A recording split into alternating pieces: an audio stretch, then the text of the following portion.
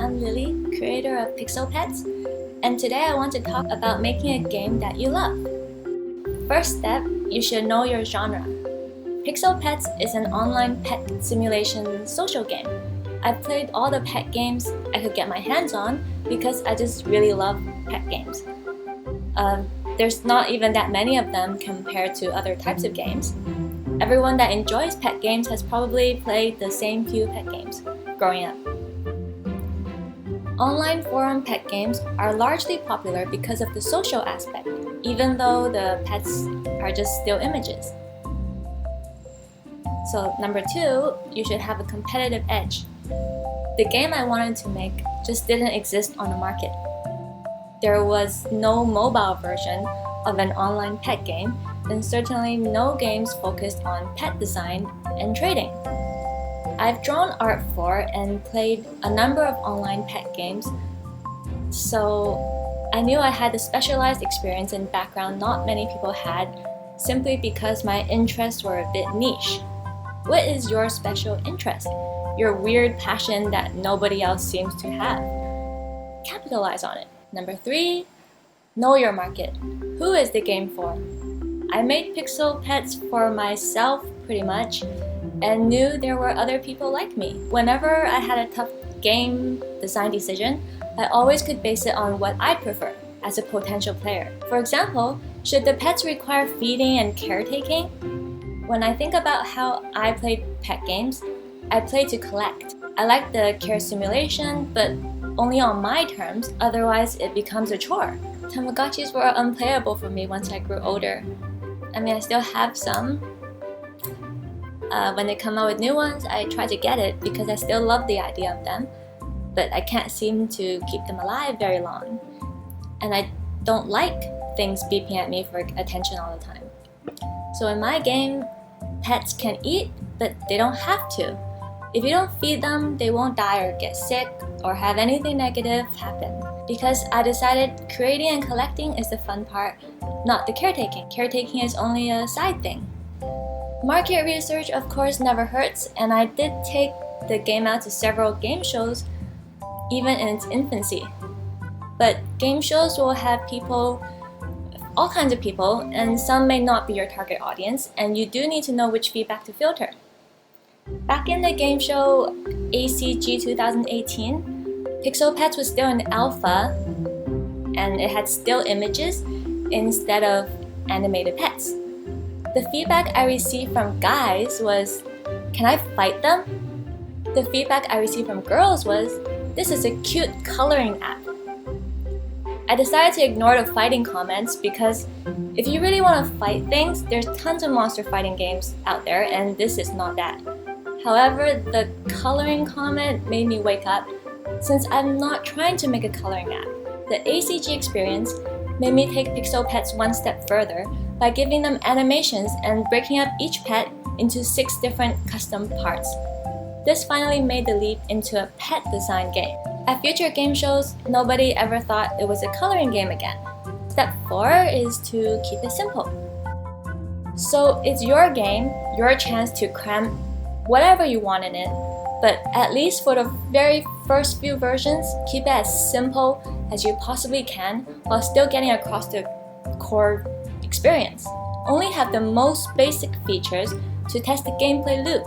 With Pixel Petz pre-launch beta, I just had the pet creation with minimal body parts to choose from, like maybe 2 ears, a home to play with your pet, and the feed to see the newest pets. That's it. No trading, no pet shops, no dress up, no beauty contests, no daily logins or anything else. I just wanted to test if creating a pet and looking at other people's created pets was fun and interesting enough for my target audience. I had this version in Google's early access, which, by the way, I highly recommend for the free exposure and user feedback. They'll feature your game for up to a month in early access. In that month, I got over 10,000 players for free without doing any ads, which was enough to kickstart the community. I also got insight into how well the server supported more than like a few players, which was very useful for fixing problems. Step 5, once you've got your game out there, you should keep connected to your players. Start up a group for them or keep an email line open. Players often give unhelpful suggestions such as, "Give me infinite money," but oftentimes there will be some kernel of truth behind their suggestion. For example, maybe it's too hard to earn currency. In that case, instead of just giving them more currency, I would add more ways to actively earn currency, such as adding minigames. From the start, I had a button to contact me through email inside the game, which one of the players did, and helped me set up a Discord for Pixel Petz before I even knew what Discord was. I'm very thankful to her because now I hang out there all the time and get instant bug reports and feedback directly from players about new features. I also recruit new moderators and artists through this Discord community, and most of the in-game content, such as new ears, new tails, new furniture, is created by them. Even the official Facebook, Instagram, and Twitter pages are all run by passionate players who volunteered through Discord, which frees me up to focus on game development. The players are super creative. Here's some of their work: creating characters from Disney movies, video games, anime, or just their own original characters. So without your players, you're nothing. So make sure you listen to them and keep listening to them, but also know how to listen and filter feedback critically. Obviously, don't just do what they say. Step 6, play your game. Most of the features I add to Pixel Petz come from when I'm just playing the game myself and start thinking, it'd be nice if I had this. You should always put yourself in the player's shoes as much as possible and play the game sincerely, and you'll definitely know where you should improve. If you have fun playing your game, your players probably will as well. And that's it from me. As a quick note, our presenter opted to do her Q&A via the text channel. I have recorded these questions and her answer, and will be reading them both aloud now. Question: how long was the development process before releasing on Google Play Early Access? Lily said, before the Google Play Early Access version, they had shown a non-moving demo at ACG 2018, and that version took around 6 months to develop. After the convention, everything was completely changed, and 3 to 4 months later, the second version was released onto the Google Play Early Access program.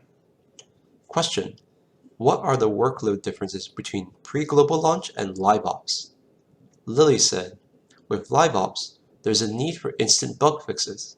One time, she released a version that had a bug that was so bad that players could not even sign up.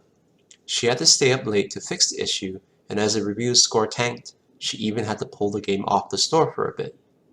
Otherwise though, updates happen every week with both new parts being added and events occurring nearly every month.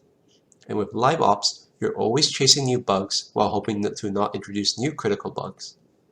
Question: what are the tools, language, and engines you use? Lily said, Unity, C#, and Firebase. Question: are you the sole dedicated programmer, designer, and artist? Answer: she mostly is, but has one other person helping with server stuff. Question: why choose a pixel art style? Lily said, it has a small file size to upload and share, and it's more forgiving for non-artists, especially since the pixel art format is easier for people to color in their pets and creatures. Question: how do you decide on new features? How much is it based on data analytics or community feedback? Depends on what the goal is, but you'll still need to do a bit of both. For example, in the beginning, in order to increase revenue per player, Lily had to develop a way to add more monthly parts, because previously all the parts were hard-coded into the game, and so adding new ones would be difficult. This led to her to make all the parts accessible and available online, so adding new ones would be easier. Question: do you sell any decorations for the pets? While there are clothes in games, parts are the main customization points. There is a subscription available to players to purchase that will provide them with access to colors and tools, but only for a limited number of days. Question: what was your strategy in designing monetization points? Players wanted to customize their pets, so providing value to the customization options whether it's new parts, new tools and events, or good monetization points. It adds great value to the players, but also doesn't make it feel like it's pay to win. Question: what are your current and future plans? Expanding the current game with new features, or are you developing another game?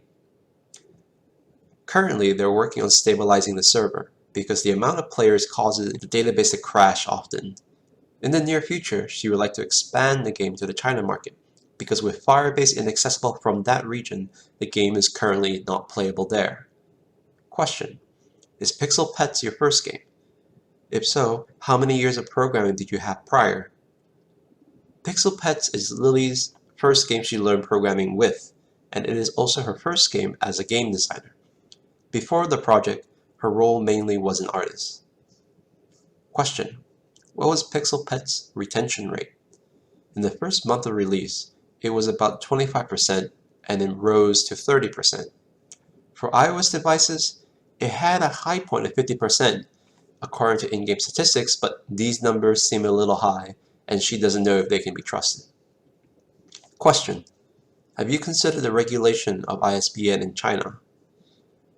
She has considered it and will think more deeply about it once she gets to it. Question: what is your main source of new players at the moment? There is a lot of organic player acquisition through Google Play, even when it's not being featured, although they will do paid ads on Facebook for the iOS version, but only in the US region as well. Question: what was the biggest challenge in the development for Pixel Petz? Fighting the server. Question: what is the percentage of the player base that is male? 20% according to in-game statistics, but Lily believes that it's actually lower. Last question: are you interested in cross-promotions or collaborations? Lily says maybe.